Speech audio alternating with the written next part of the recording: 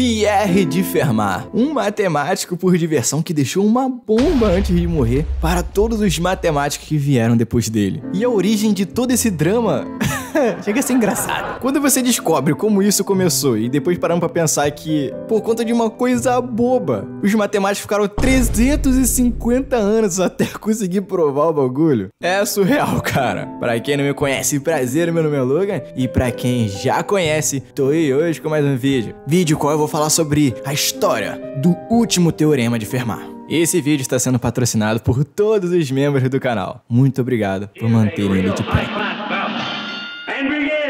Olha, gente, essa história é muito grande e eu não quero dar trabalho pro Bruninho, muito menos quero que fique uma história muito pesada, muito densa pra vocês. Eu vou separar em tópicos e vou tentar ser o mais breve possível. O primeiro tópico é: quem foi Fermat? Por incrível que pareça, Pierre de Fermat não era matemático. Ele nasceu em 1601 e foi uma criança muito privilegiada por conta do seu pai e da sua mãe, que eram pessoas ricas para a época. Então ele teve uma educação muito boa, mas o foco dele não era de longe a matemática. Depois da universidade, ele entrou para o serviço público, onde em 1631 ele foi nomeado como conselheiro da Câmara de Requerimentos e em 1652 ele foi promovido a juiz supremo na Corte Criminal Soberana do parlamento de lá da onde ele morava, que, mano, basicamente o que ele fazia? Ele falava: você vai queimar, e você não. Ele decidia se a pessoa ia ser penalizada ou não no fogo na época. Mas apesar do foco dele não ser a matemática, ele gostava muito de aprender, né, sobre a matemática no seu tempo livre. E mesmo ele fazendo as coisas no meme, ele conseguia fazer demonstrações surreais, cara. E o mais doido aí é que ele não publicava essas demonstrações simplesmente porque ele não tinha interesse de divulgar. Quem tinha essas cartas dele com as demonstrações eram os amigos dele. E essas só foram publicadas realmente por conta dos amigos, porque por conta dele ele não tava nem aí. Fermat era uma pessoa muito destacada. Ele já foi tretado com um matemático da época que era o Descartes. Esse era o seu principal arqui-inimigo, mas não por conta que ele tinha rixa com ele, era porque o Descartes que não gostava dele. Parecia que o Descartes tinha meio que uma invejinha, ficava propondo desafio que ele não conseguia e o cara ia lá e resolvia e ficava diminuindo ele porque ele não era matemático. O Descartes realmente implicava muito com ele, mas eu vou te falar uma coisa: o Fermat também dava motivos. O Fermat, ele gostava de ficar trocando desafio com a galera da época. A galera mandava umas questões que naquela época parecia impossível e ele resolvia com maior tranquilidade. E de volta ele dava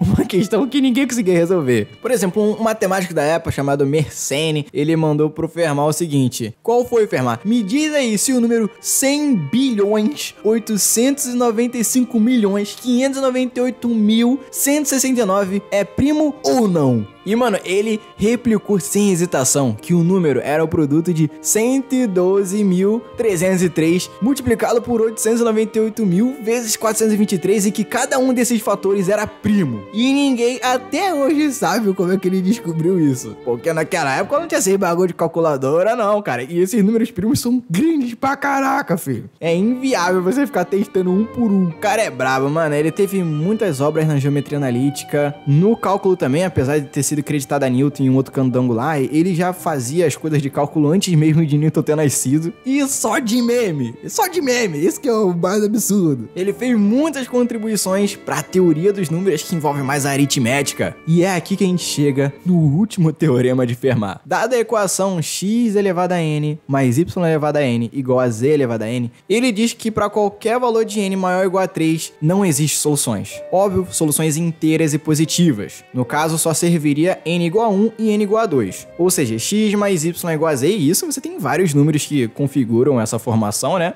Tipo, 3 mais 2 é igual a 5. E a versão ao quadrado, x ao quadrado mais y ao quadrado é igual a z ao quadrado. Que a gente cairia no caso do teorema de Pitágoras, né? Caso contrário, se n for igual a 3, 4, 5, 6, qualquer valor acima de 3 ou igual, não vai dar certo. Não tem solução. E agora a gente começa o próximo capítulo, as anotações de Fermat. Cara, o mérito da descoberta dessa proposta dele, né, envolve o seu filho mais velho, que percebeu, cara, várias notas que o pai fazia, né, o Fermat, nas margens do livro de aritmética dele. Ele tinha hábito de fazer várias anotações nos seus livros. E o filho dele publicou, em 1670, uma nova edição do livro Aritmética de Diofanto, que, se não me engano, foi o primeiro livro que o Pierre de Fermat pegou para ler. Só que nessa edição nova teria todas as observações do pai dele. Teria, no total, 48 observações, sem, no entanto, solucionar as demonstrações, que foram provadas ao longo do tempo, exceto uma na página 61, que foi justamente, por ter sido a última, ficou conhecida como o último teorema de Fermat. Nas margens do livro, ele escreveu primeiro a seguinte nota: é impossível para um cubo ser escrito como a nota de 2 cubos, ou uma quarta potência ser escrita como a soma de 2 quartas potências, ou, em geral, para qualquer número que é uma potência maior do que a segunda, ser escrito como a soma de 2 potências com o mesmo expoente. Basicamente, é uma forma literal de enunciar o que eu acabei de dizer para vocês, que é sobre aquela equação que é impossível para valores de n maiores ou iguais a 3. E não só isso, ele botou mais uma nota. Ele falou o seguinte: encontrei uma demonstração verdadeiramente maravilhosa disso, mas essa margem é muito estreita para contê-la. Muito bom, né? Ninguém conseguia resolver o bagulho, o cara já morreu, e aí?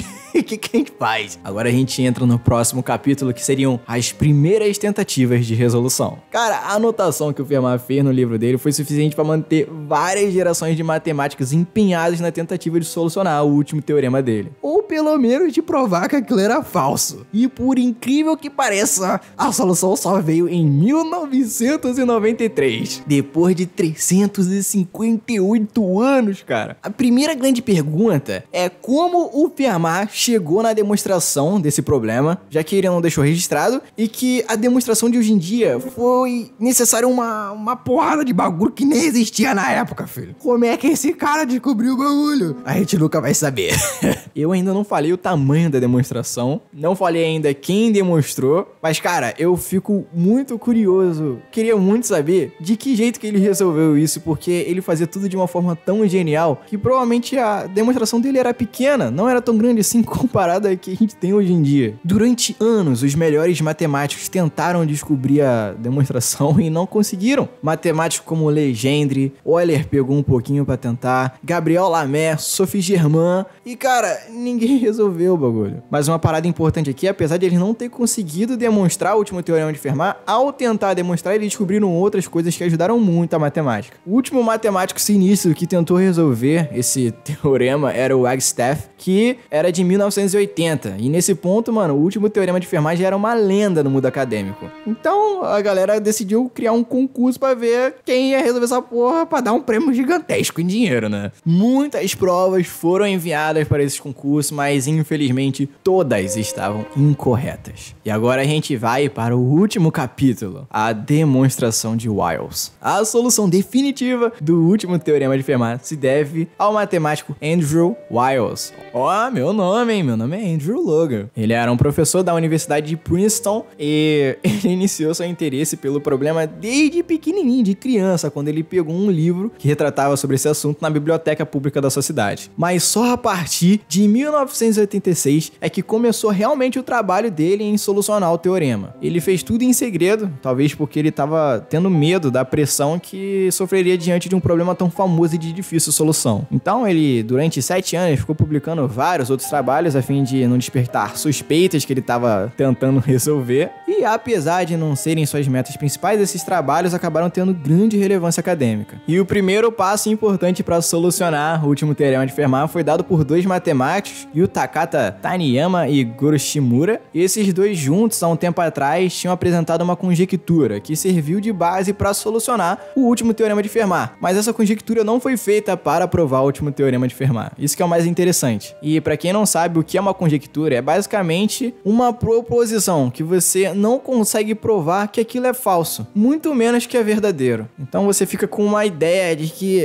aparentemente é verdade, mas você não pode dar certeza que aquilo é verdade. E o mais interessante aqui também é que vários matemáticos tentaram demonstrar diretamente o último teorema de Fermat e acabou contribuindo em outras coisas na matemática. E nesse caso aqui, esses caras aí nem imaginavam que o que eles fizeram pela matemática ia contribuir no último teorema de Fermat. Quando o Andrew Wiles viu essa conjectura, isso foi quando ele estava tomando um cafezinho com um amigo dele, ele percebeu que se ele conseguisse provar a primeira conjectura de Taniyama Shimura, ele conseguiria provar, consequentemente, o último teorema de Fermat. E, trabalhando em absoluto segredo e compartilhando seu progresso apenas com um amigo dele, que também era professor lá de matemática da Universidade de Princeton, Wiles conseguiu desenvolver a prova da conjectura de Taniyama Shimura e, a partir dela, a do último teorema de Fermat. Sua demonstração possui cerca de 200 200 páginas e introduziu muitas ideias novas, porém de caráter tão técnico que apenas algumas poucas pessoas no mundo são capazes de entender. Sim, é isso mesmo, 200 páginas, não é 200 linhas não. E apesar de a gente não ter nenhuma aplicação prática desse teorema, ele é de grande importância, porque devido a ele, as tentativas de solução dele, a gente aprendeu muita coisa sobre a matemática. Então, finalmente, no dia 23 de junho de 1993, sem anunciar os tópicos com antecedência, Andrew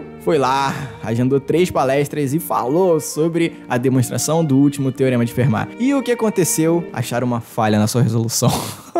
Plot twist. E aí, então, Andrew ficou mais um ano afastado até corrigir a sua resolução e apresentou de novo e finalmente foi aceita a demonstração do último teorema de Fermat. Assim, Andrew Wiles conseguiu receber um prêmio de 50.000 libras e entrou para a história como matemático que conseguiu demonstrar o teorema mais instigante e desafiador da história da matemática, que atravessou épocas e ocupou a mente de grandes matemáticos ao longo desse período. Legal, né, cara? E vou te falar, você acha que a matemática tá completa? Não. Atualmente existe os 7 problemas do milênio, que até hoje ninguém conseguiu resolver. Na verdade 6, porque teve um cara que acabou de provar um aí. Quem resolver um desses problemas ganha uma bagatela de que você não vai nunca mais precisar trabalhar na vida. E algum deles, como a hipótese de Riemann, é muito interessante. Talvez um dia eu traga aqui no canal. Caso você queira que isso aconteça, por favor, mano, compartilhe esse vídeo. É conhecimento, é uma história da matemática, é um bagulho maneiro. Não tem conta aqui, foi só entretenimento. Eu tenho certeza que se você ficou até aqui, você gostou muito do vídeo. E você sabe que eu agradeço muito por você ter ficado até o final do vídeo comigo. Eu sou eternamente grato por isso. E esse vídeo ficou muito bom, cara. Muito bom. Por favor, compartilha ele com algum amigo seu. Esse vídeo aqui merece muito uma divulgação. Caso você queira que eu leia algum comentário seu, por favor, mano, comente Fermat e em seguida o que você quer que eu leia. Fechou?